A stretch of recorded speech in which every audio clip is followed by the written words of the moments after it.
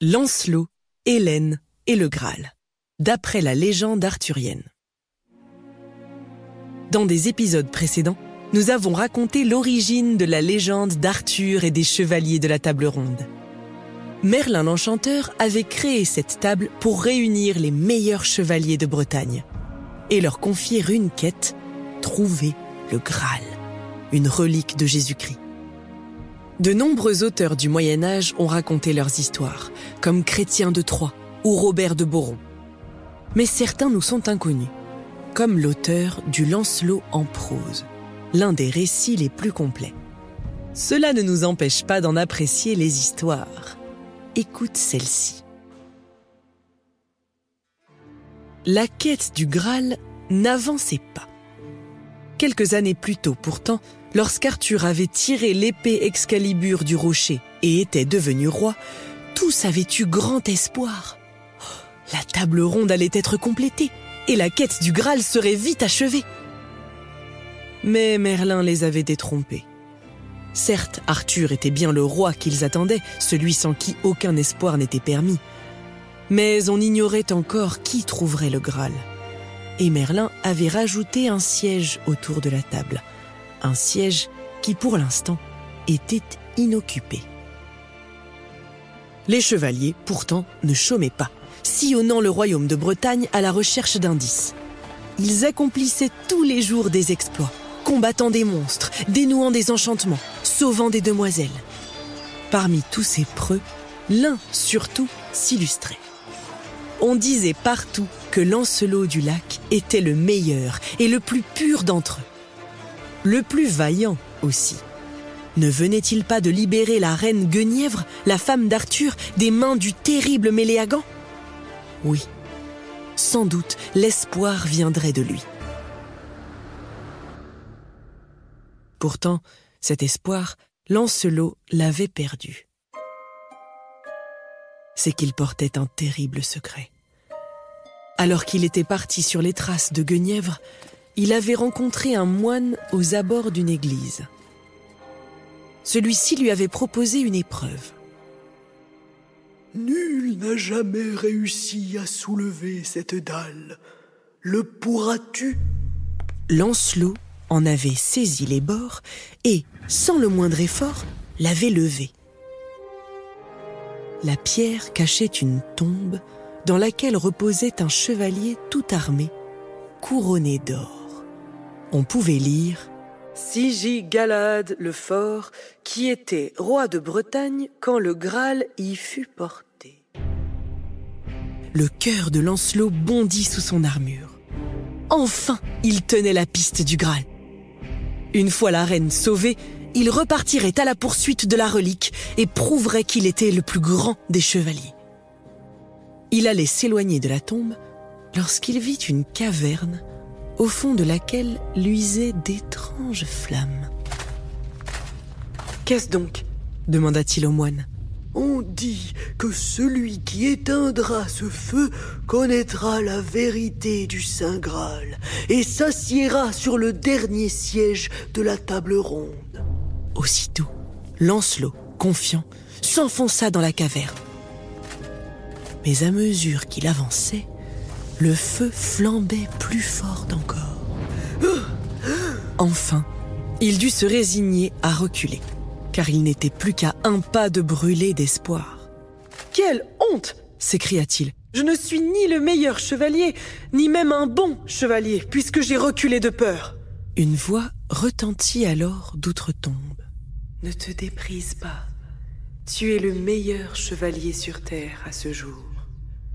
Tu descends du roi Galad, et tes qualités sont immenses. Mais celui qui trouvera le Graal devra avoir le cœur pur, et le tien ne l'est plus. Va-t'en, beau chevalier. Cette aventure n'est pas la tienne. » Lancelot, dépité, s'en était donc allé retrouver sa Guenièvre. Car en effet, son cœur n'était plus pur qui brûlait pour la femme d'Arthur. Et c'était cet amour coupable qui lui coûtait sa destinée. Au moins, Lancelot était-il bien parvenu à libérer la reine? Il était retourné avec Guenièvre au château de Camelot et sa compagnie apaisait sa peine. Un jour, alors qu'Arthur était à la chasse, la reine partit se promener dans la forêt accompagnée de son cher Lancelot et de 2 autres chevaliers, Queue et Sagremort. Des demoiselles étaient là aussi, qui chantaient gaiement. Tous se délectaient de cette ballade, lorsqu'un chevalier, tout de noir vêtu, s'approcha d'eux. Guenièvre le saluait, quand l'inconnu saisit la bride de son cheval. Il essayait d'enlever la reine. Queue se jeta contre lui. Mais le chevalier était bien plus lourdement armé que lui, et bientôt, le vaillant Queue fut à terre. Sagremort, qui s'était élancé à son tour, connut le même sort. Lancelot, enfin, allait combattre le chevalier noir, quand une vieille femme parut devant lui. Elle portait un cercle d'or sur ses longs cheveux gris, grâce auquel Lancelot la reconnut. Elle l'avait aidé autrefois dans une quête. La femme l'interpella. « Vous m'aviez promis une faveur. Je viens la réclamer. » Mais Lancelot ne pouvait abandonner Guenièvre. Avec une ardeur encore redoublée, il se lança sur le chevalier noir. Il n'avait qu'une simple épée à opposer à ses lourdes armes, mais il la maniait avec tant d'habileté, tant de fougue, que son ennemi reculait. Dans un dernier assaut, le chevalier noir parvint pourtant à lui transpercer le flanc.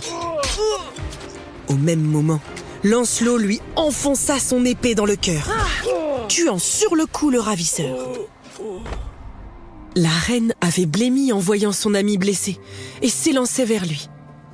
Mais déjà Lancelot galopait pour rejoindre la vieille au cercle d'or, car l'honneur était plus fort que la crainte de la mort. La vieille et le chevalier durent bientôt s'arrêter néanmoins pour soigner la blessure. Et ce ne fut pas le dernier de leurs contretemps, car un chevalier croise toujours nombre d'aventures.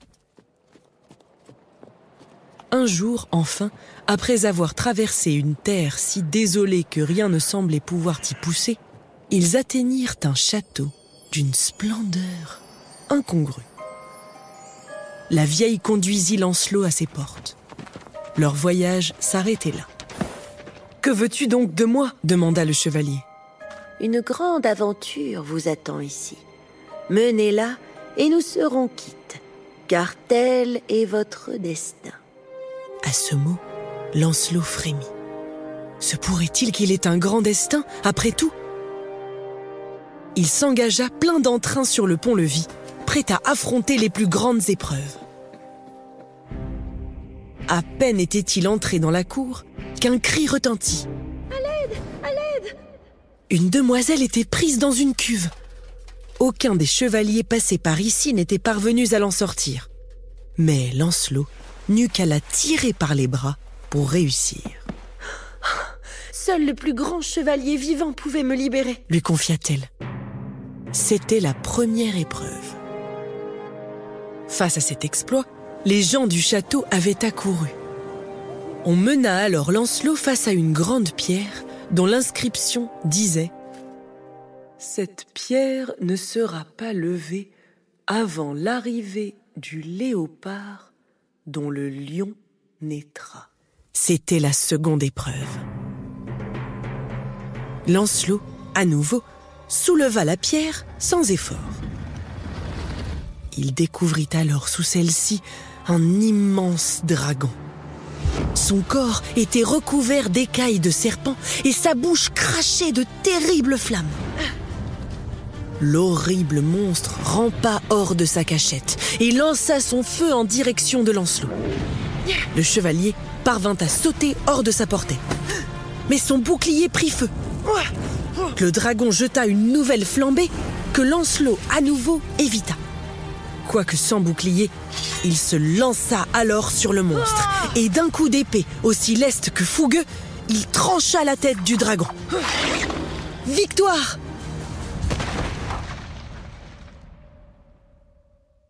On conduisit alors Lancelot à la grande salle du château.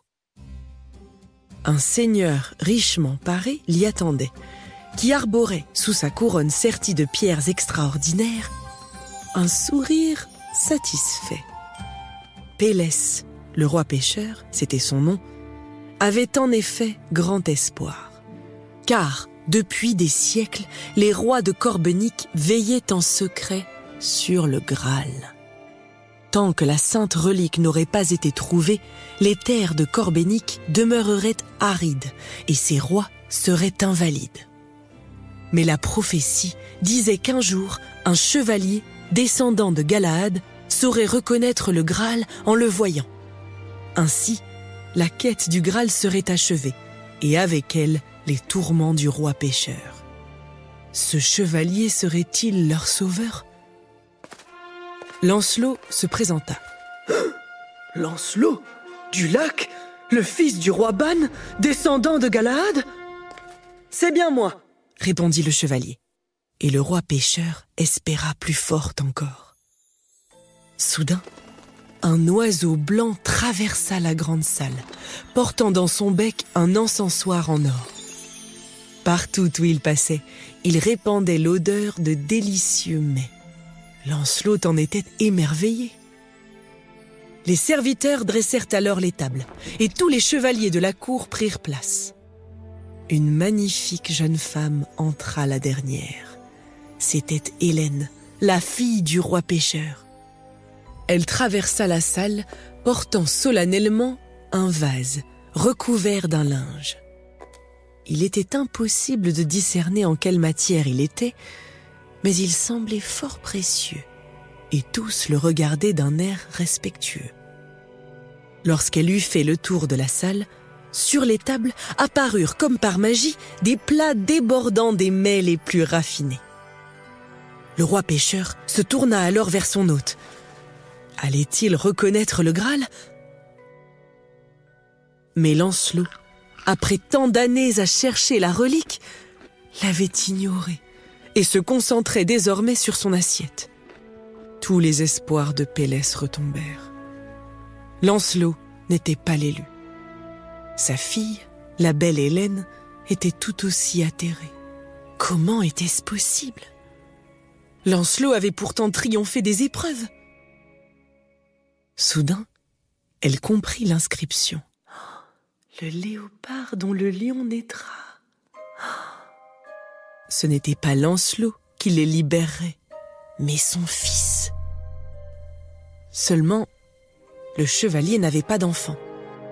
Et puisqu'on le disait amoureux de la femme d'un autre et fidèle à son amour, il semblait très loin d'en avoir. Mais alors, si Lancelot n'avait jamais d'enfant, Cobernic ne serait jamais libéré du Graal. C'était impensable. Hélène courut trouver sa suivante, Brisane. Cette femme connaissait tout du secret des âmes. « Pourrais-tu forcer Lancelot à m'aimer ? Si j'avais un enfant de lui, alors peut-être tout ne serait pas perdu. » « Madame, je ferai tout ce qui est en mon pouvoir. » Brisane se rendit dans la chambre de Lancelot et, faisant mine d'arranger ses affaires, s'enquéra. « Vous êtes donc assis à la table ronde ? Le roi Arthur est-il tel qu'on le décrit ?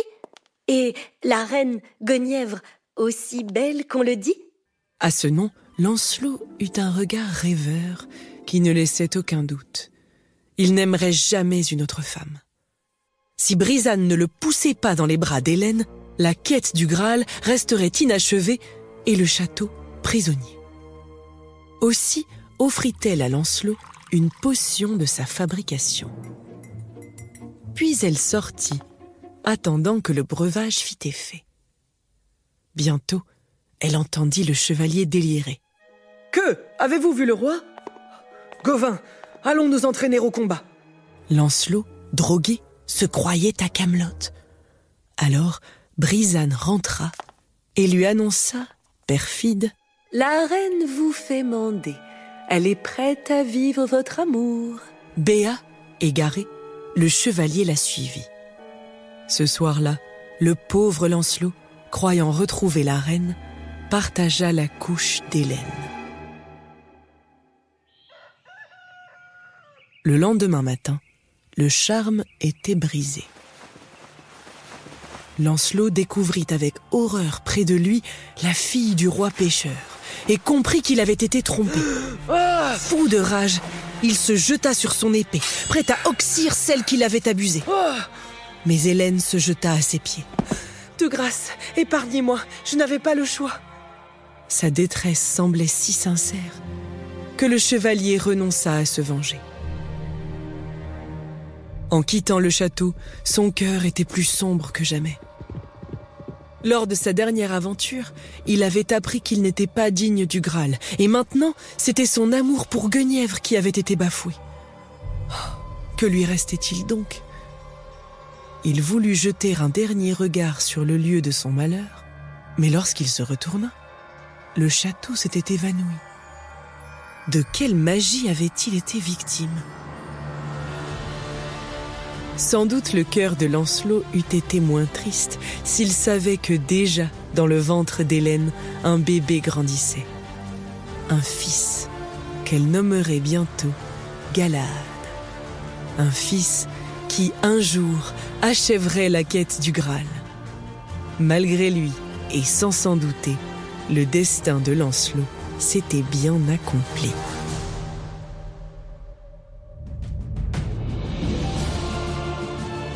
Conte-moi l'aventure est un podcast Chérie FM réalisé par les Chevaliers du Micro Rond. À l'écriture, la porteuse du Graal, Marion Lemoine. À l'interprétation, la suivante magicienne, Léa Desgaret. À la réalisation et au mix, le chevalier de la table de mix, Cédric Ledoré. À l'édition, la damoiselle Anaïs Kopman. À la production, le roi pêcheur, Anne-Cécile Kiry. On espère que tu as aimé cet nouvel épisode de la légende arthurienne. Et on dédie cette histoire aux jeunes chevaliers de notre entourage. Nathanaël, Ernest, Augusta et tant d'autres. Si tu aimes cet univers, il y a plein d'autres histoires à découvrir.